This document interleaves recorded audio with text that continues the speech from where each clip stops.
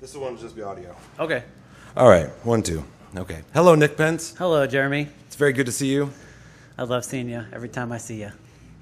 We're here in Soulard having a good time at the Blues Festival and doing some chats about with St. Louis musicians about St. Louis music. Yeah. How old are you, Nick? I'm 32. 32.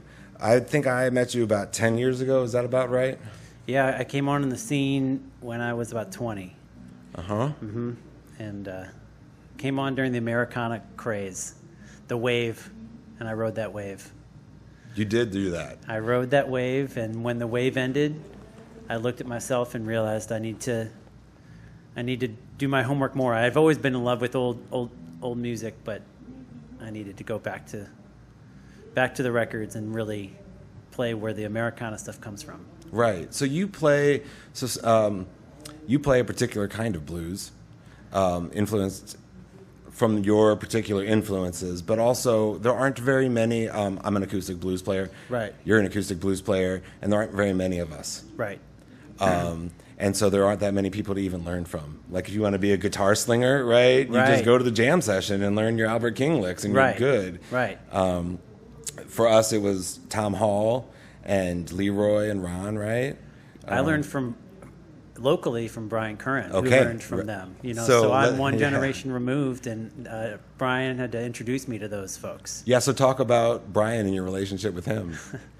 Brian and I are now really close friends. I used to sneak into Venice to see him and go to the Bottle Works. He played Tuesdays there.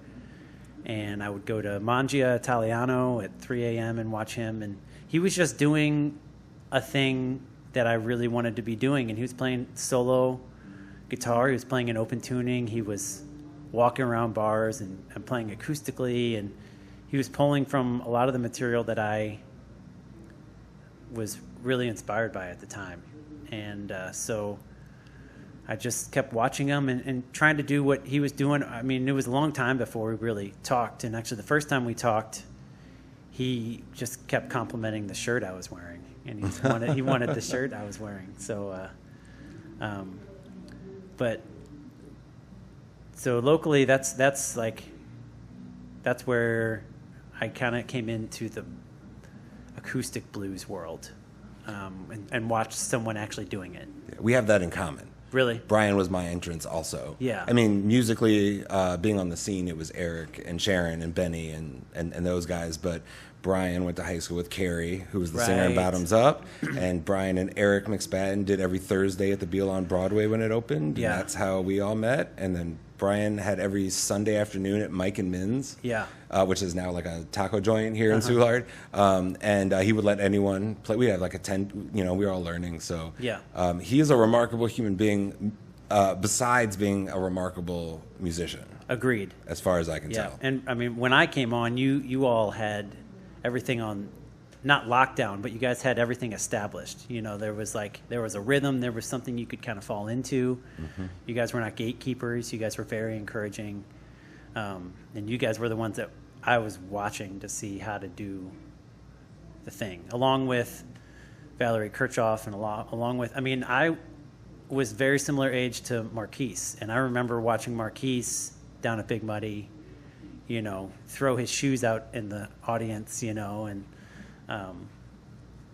knowing that I was never going to be that, and that he is crucial and elemental to St. Louis, but knowing that if that was existing, then there had to be other amazing things existing too.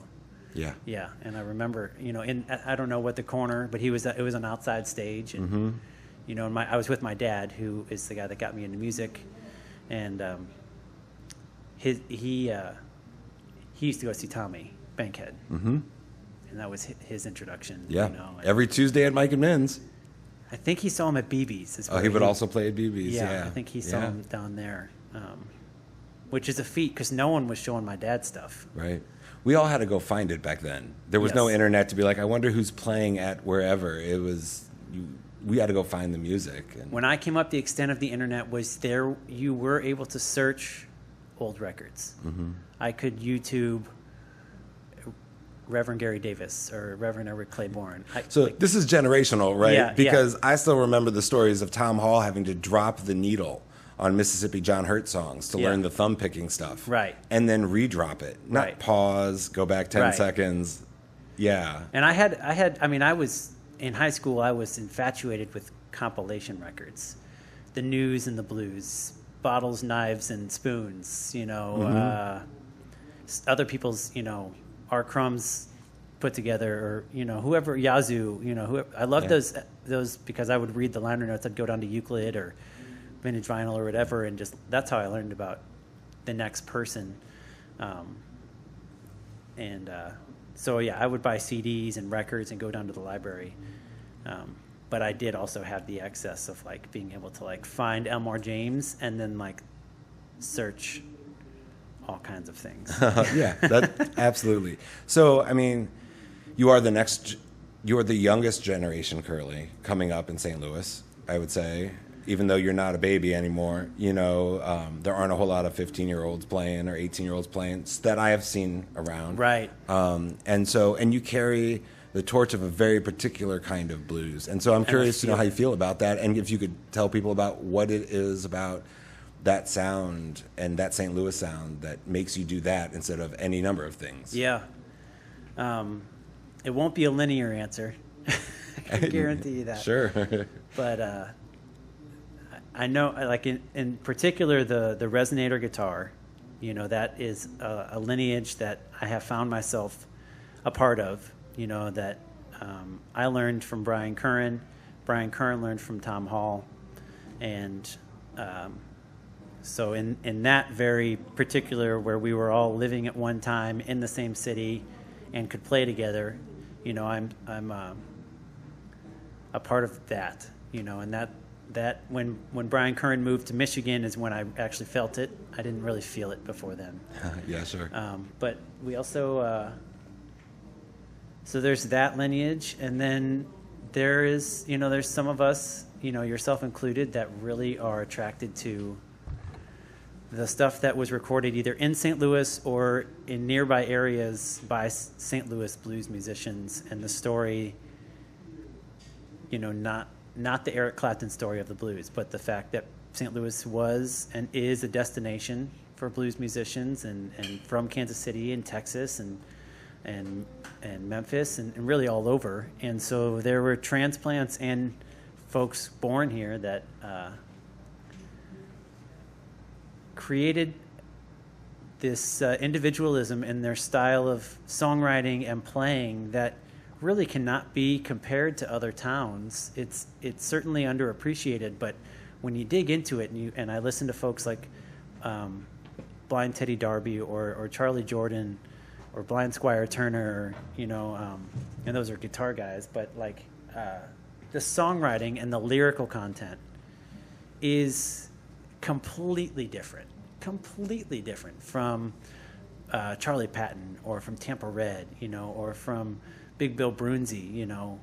It's, Blind Teddy Darby's writing songs about treating your woman well and taking care of her while she's around. And Charlie Jordan is writing nonsensical lyrics that just hit you in the gut, and this is like a level of songwriting and literary brilliancy that is I think it's incomparable. I would say, are there is it the virtuosic Blind Lemon Jefferson or Blind Blake, impact? Not necessarily, but if you look as a whole and you want to live your life and play blues forever, the roadmap that was laid out by the character and the songwriting and the unique musicianship of the folks that were residing in St. Louis is like there for you to digest and constantly come back to and feel a part of because of where you live, which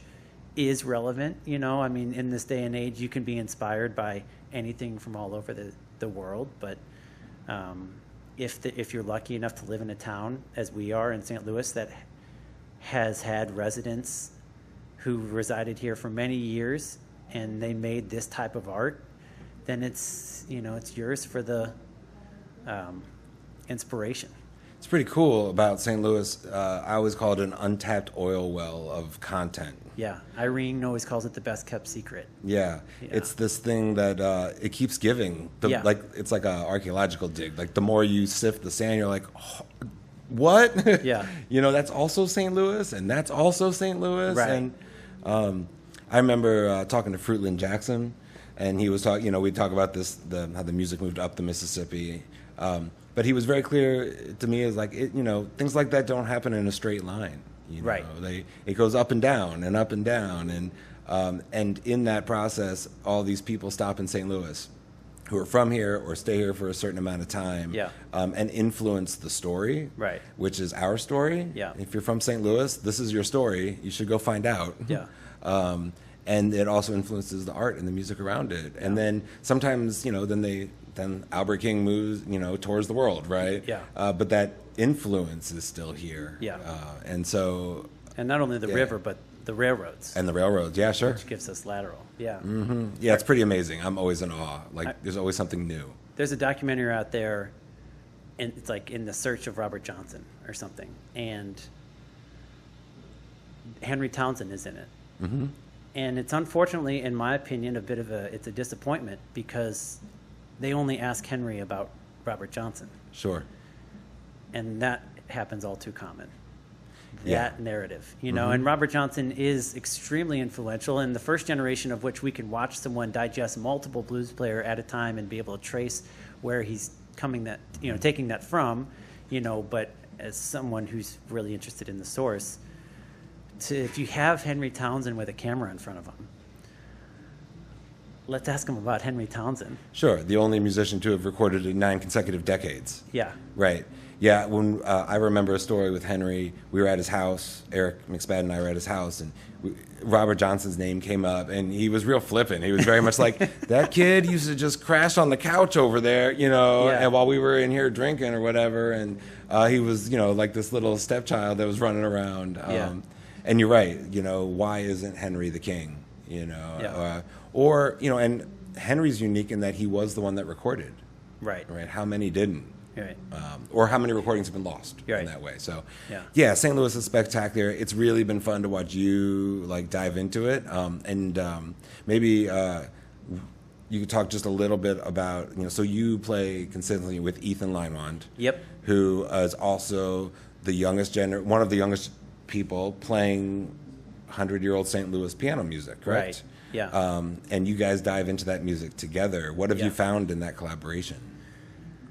Ethan, it's a special relationship. It's become even more tight knit. Musically, we met at a time where he was so hardcore into Petey Wheatstraw, and I have been hardcore into Kokomo Arnold, but I reverently have taken my time to try to play his music. And so we met at a time where I was starting to kind of pick some of these licks apart, and it's a pretty remarkable thing when you meet someone whose hero and your hero recorded 100 years ago. And not only did they record, but those recordings are iconic once you dig into those things. And so that in and of itself was something very uniquely special. But also when we played together, we found that neither one of him especially, being a solo pianist, he was attracted to the fact that he didn't feel like he had to play any differently when we played together. So we were able to. So musically, what we found that really excites us both is that we are so inspired by the piano guitar music that was first recorded in the late 20s and the early 30s up until about 1936. That little nugget of time really inspires us. So from a material perspective, we were pulling from the same well. But as we've been playing and perhaps not moved past, but branched off from feeling the need to recreate the old recordings because that isn't our full capacity or our full desire, we have found that we've been able to explore what we feel like perhaps these guys were exploring in the sonic palette between the piano and the guitar. That there is, just like every band now is 2 guitars, a bass player, and a drummer, there is something there. You know, there's a set of rules, there's an area to explore. We have found that with piano and guitar specifically, you know, you don't have the harmonica, you don't have the washboard, you don't have the bass, you know, X, Y, and Z. You don't have 2 guitars, that there is a language and there's an area to explore that I would hope becomes more of a thing. There's obviously the 2 guitar duos, you know, and there's the harp and guitar duo, and there's these other formations that like you can pull from a tradition. And I would hope that more piano players and guitar players start to seek each other out and find out how you can occupy the same, not only tonal, but sonic space and play right on top of each other and still be completely separate in your expression and somehow create this cohesive conversation that, you know, people like harmonica players and guitar players, as you know, are doing that thing. And, you know, you backed up Carrie Listen, a great singer. That's a thing, too, where you guys are playing off of one another rhythmically and sonically all the time. It's just another element of that. But I believe that it's not untapped, but it is underrepresented as an opportunity, as a very viable palette for fascinating music to be made, where piano players really get to feel like they are not backing someone up, and where guitar players are not just strumming chords. You know, and I would say perhaps fingerstyle is elemental in that on the guitar side. You know, it's not flat picking and it's not strumming for sure. And they're strumming, but, you know. And rhythmic. Both, very rhythmic. Both instruments very being played percussive. Rhythmically. Yeah. And in our case, you know, I play a resonator guitar, which is excessively percussive. And so you are correct. I failed to mention that there is a percussive.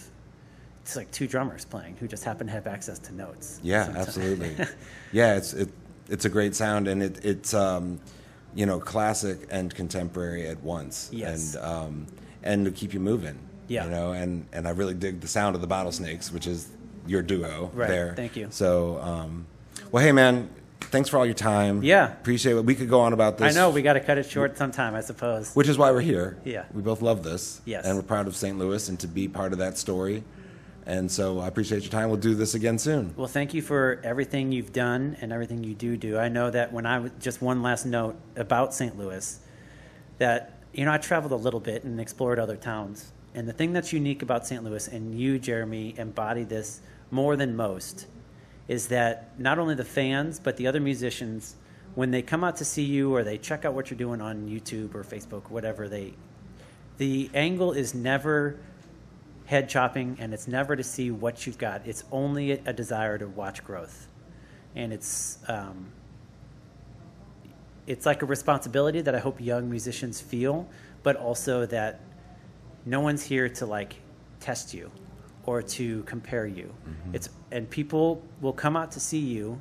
I mean, people have been coming out to see me for 10 years, and I'm sure, you know, for you for how, you know, 20 years, 25 years. I mean, that's remarkable. And if you're not growing, then people stop coming. And so when you see the same people coming out here in St. Louis, it's evidence of growth, and that's what they're clinging on to. That's what they want. Yeah. And that is very unique. And so you embody that more than most. Thank you, sir. So thank you for you. Thank you. Yeah. All right. Okay. That's it. There we go. Woo. Good job. Oh, shit, that wasn't recording.